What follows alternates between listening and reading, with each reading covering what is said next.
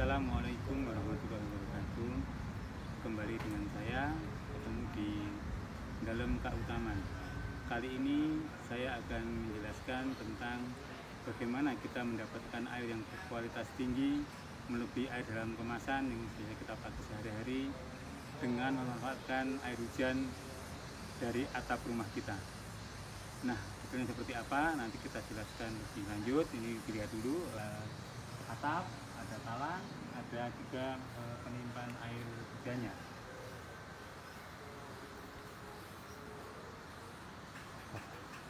Ini ada 2 bidang atap yang kita panen dari rumah saya. Ada instalasi talang biasa, kemudian penyaring. Di atap yang kedua juga sama, ada talang, ada penyaringnya. Kemudian juga ada instalasi sederhana untuk mengendapkan kotoran di bawah sana. Setelah disaring dan diendapkan, maka dia bisa disimpan ke dalam tangki yang bisa tahan lama, dan tangki ini ditutup rapat agar tidak ada serangga yang masuk dan tidak ada kotoran yang masuk. Dengan demikian bisa kita simpan dalam waktu yang cukup lama nantinya. Bagaimana detailnya? Mari kita lihat satu persatu. Mari kita perjelas satu persatu seperti apa cara panen hujan. Jadi ini ada atap ya, ini ada talang. Talang ini bisa memakai talang yang sudah ada di pasaran. Kalau dalam hal ini saya memakai pipa PVC 6 in yang saya belah jadi 2. Ini lebih awet dan lebih bagus bentuknya. Ini ada corong untuk mengumpulkan air hujannya. Kemudian ini ada penyaring daun atau penyaring partikel kasar. Ini terdiri dari pipa PVC juga 4 in yang kita potong miring.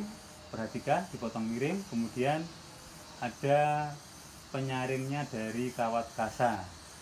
Dengan demikian kalau air hujan yang membawa kotoran kasar, dia akan keluar, tidak akan bisa masuk ke dalam instalasi ini.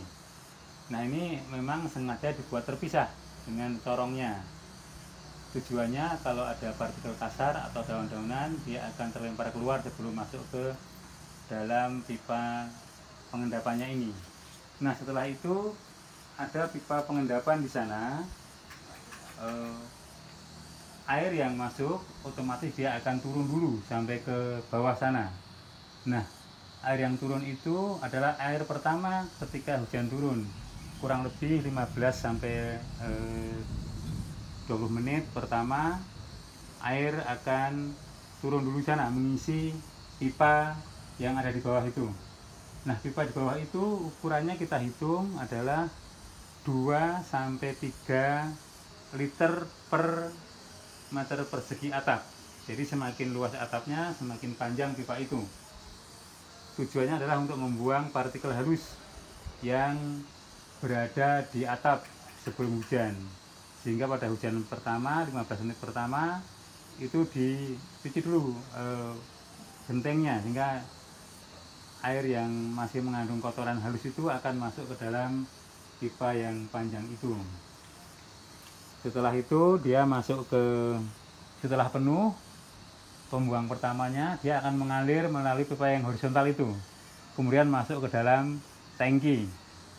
Nah, di dalam tangki itu terdapat saringan, double saringannya. Yang pertama saringan yang melekat pada pipanya, yang kedua adalah saringan di dalam tutup tangki, yaitu saringan yang dibuat dari dakron atau biasa yang kita pakai untuk filter akuarium, sehingga air nanti yang masuk ke dalam tangki ini sudah betul-betul bersih melalui 3 saringan, yaitu yang pertama saringan partikel kasar, ini akan menyaring partikel kasar. Yang kedua saringan debu halus yang diendapkan ke dalam pipa yang di bawah itu, dan yang ketiga saringan yang melekat pada tutup tangki, sehingga dengan 3 saringan ini diharapkan didapatkan air yang sangat bersih. Seperti apa bersihnya kita lanjutkan lagi di bawah nanti. Ini lagi, jadi kita detailkan lagi di sini. Ini penyaring debu halusnya atau pengendapan debu halusnya. Ini volumenya kita hitung sekali lagi 2 sampai dengan 3 liter per meter persegi atap. Dengan demikian, debu halus pertama yang menempel di genting atau di atap kita akan mengendap di sini. Setelah penuh baru dia mengalir masuk ke dalam tangki yang disaring tadi. Nah, ketika tangki sudah penuh, maka dia akan meluap melalui peluap ini. Nah, ini tangkinya 2, kita gandeng, bejana berhubungan ini kita hubungkan sehingga kita mendapatkan volume yang besar. Ini saya buat 1100 liter per tangki, ada 2 tangki sehingga ada 2200 liter. Ini dengan perhitungan saya punya anggota keluarga 5 yang untuk air minumnya maksimal kan 2 kali 5 sehingga ketemu 10 liter per hari satu keluarga.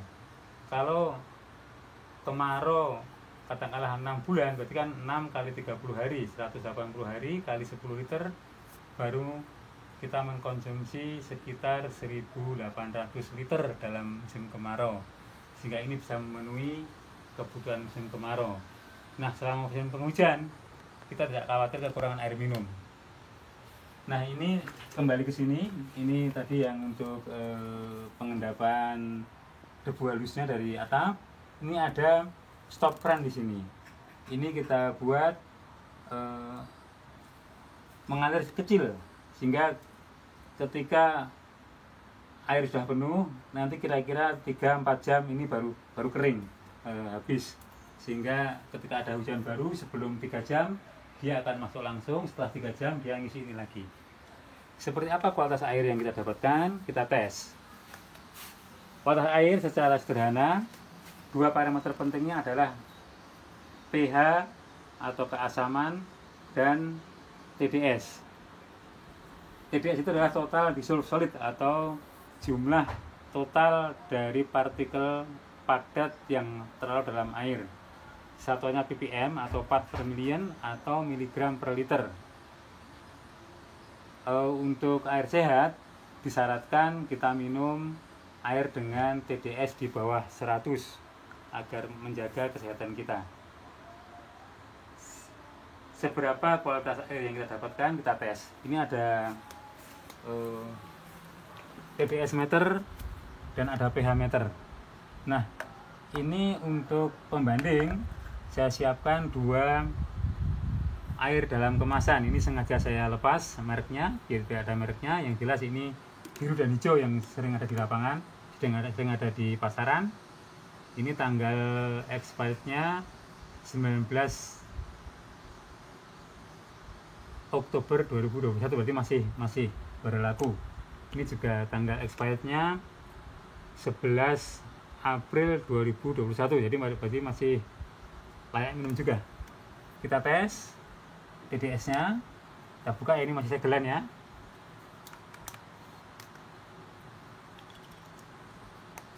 Berapa nilai TDS nya? Tadi saya katakan bahwa standarnya kalau untuk air yang sehat adalah di bawah 100. Perhatikan berapa TDS yang ada di sini.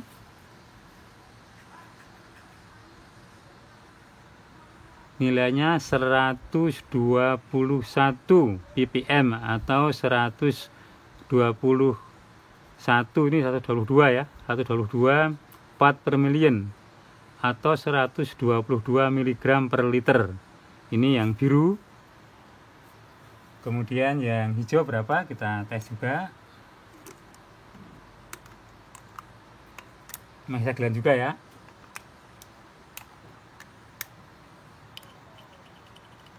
Yang hijau kita tes.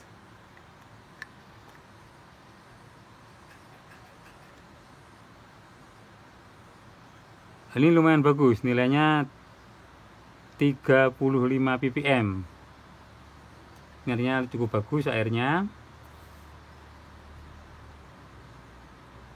Biasanya air RO memang jernih ya. Ini air RO ya. RO memang punya nilai antara 20 sampai 50 ppm. Ini air RO dengan nilai 35. Jadi air RO dengan nilai TDS 35 ppm. Baik, sekarang kita coba air hujan kita berapa. Ini ada gelas, kita ambil. air hujannya.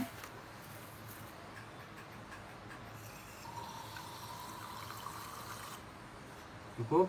Coba kita tes berapa nilai TDS-nya, total dissolved solid-nya. Bisa diperhatikan di sini, kelihatan ya. Ini nilainya 4. Jadi sangat jauh dari yang ada di pasaran. Nilainya 4 ppm atau 4 mg per liter. Jadi ini sangat jernih. Ini terbukti bahwa air hujan yang dipanen dengan cara yang benar, dengan teknis yang betul, akan menghasilkan air yang sangat jernih mendekati air aquades atau air suling. Kalau air suling itu nilainya 0 TDS-nya, ini 4 ya, hanya 4 ppm. Yang tadi air yang biasa kita minum itu 122 ppm. Nah, ini terbukti bahwa air kita, air hujan lebih sehat, lebih bagus, lebih jernih. Demikian teman-teman, ini sangat mudah untuk mempraktekkan, sehingga kita bisa mempraktekkannya dengan baik, tinggal kita mau atau tidak. Terima kasih, sampai jumpa di lain video.